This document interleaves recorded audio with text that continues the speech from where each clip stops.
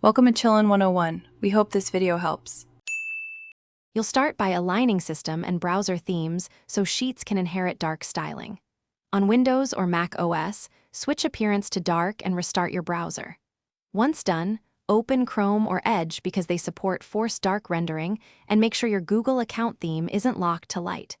You're now prepared to apply a Sheet-specific solution. Next, you'll choose between built-in theme, browser flag, or extension. Pick one that matches your device and privacy preferences before continuing. Now you'll perform the middle steps that change how Sheets is rendered.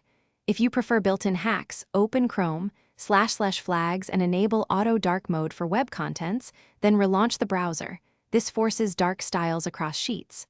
Alternatively, install a reputable dark mode extension and create a rule that targets Sheets. Google.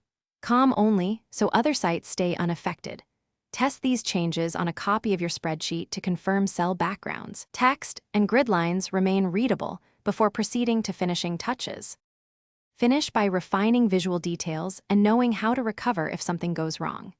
You should tweak extension contrast or custom CSS until formulas, charts, and highlighted cells are legible.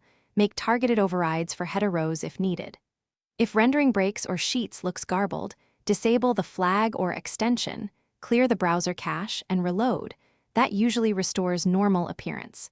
If you still need dark visuals, create a dark sheet template by changing cell fills and fonts, which works reliably across accounts and devices. Thanks for watching. Consider subscribing if we helped you.